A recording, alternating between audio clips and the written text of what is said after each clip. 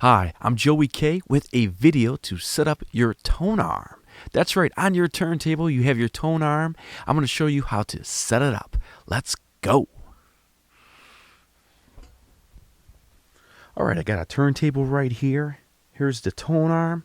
Let's get that tone arm working proper. Let's get it all set up for you. Alright, first make sure you got your stylus in there. You have your cartridge with your head shell into the tone arm. You got your weight back there. Look at the manufacturer of your stylus to find out how much weight you need on that tone arm, what it recommends. I'm using the M44-7 to Shure. Their recommendations are 2 to 2.5 grams of weight. Now, the Shure M44-7, they usually come with a guard, a plastic guard. I'm going to put that guard down to protect the stylus. But you also want to use your finger as a guide from keeping it bouncing around. So what I'm going to do is I'm going to take the clip, unhook the clip of the tone arm rest over here.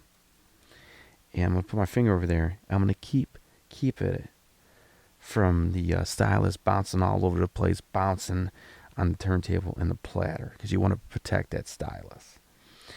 All right. Now, right now, the weight is all the way up towards as far as it can. That's going to be too much weight. So, what we want to do is we want it to float. Okay. So I'm going to go ahead and screw this back, the weight. We're going to get it to float here. Okay. Just a little bit more. You don't want. Okay. Right there. Now we got the tone arm floating. All right. And like I mentioned, Shure recommends 2 to 2.5 grams of weight. On the back of the weight here, there are some numbers. What you want to do, make sure you have that finger there, just in case, because anytime you apply weight to that tone arm, it's going to start bouncing. So you don't want to mess up your stylus.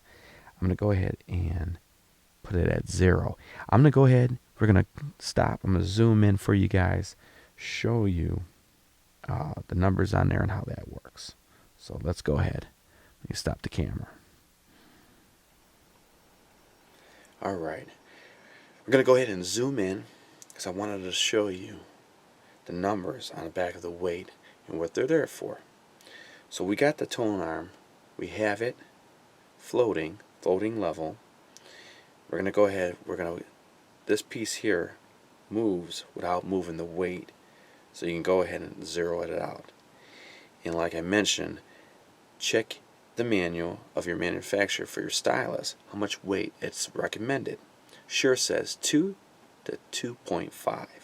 I like 2.5, so I'm going to go ahead. I'm going to take that weight. I'm going to apply the 2.5. So right there. Now the tone arm is rated just right. Now there's a couple more things I want to show you before we're ready to start spinning. Okay, on this particular turntable, on the tone arm, it has anti-skating. And what anti-skating is your tone arm.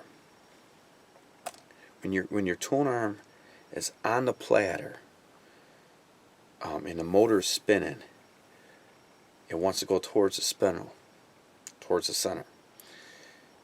Your anti-skating, you can set it up where it go ahead and it puts pressure on the tone arm to bring it back.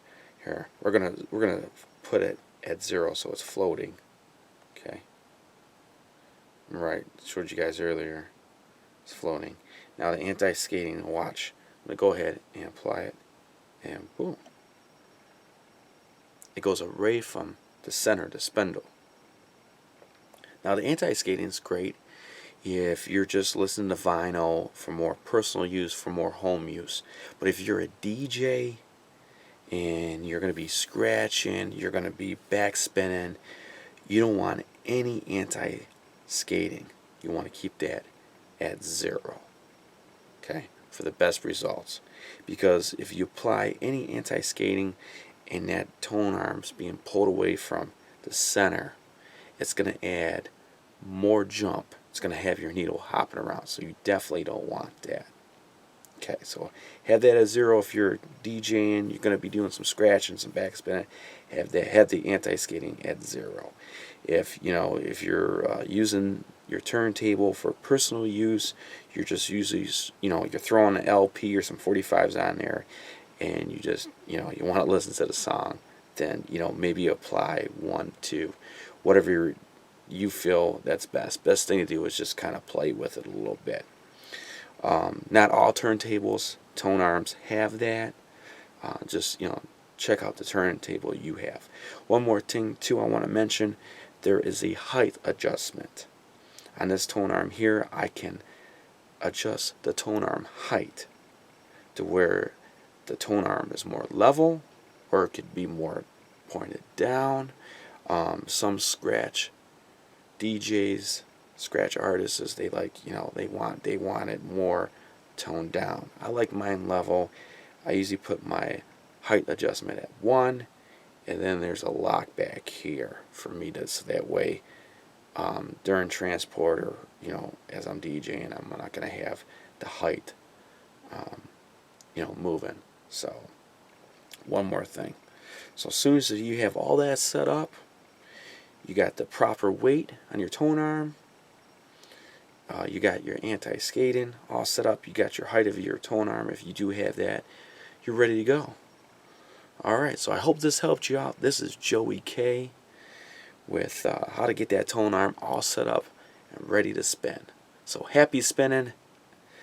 If you haven't already, subscribe to my channel, please do so. Thank you for watching.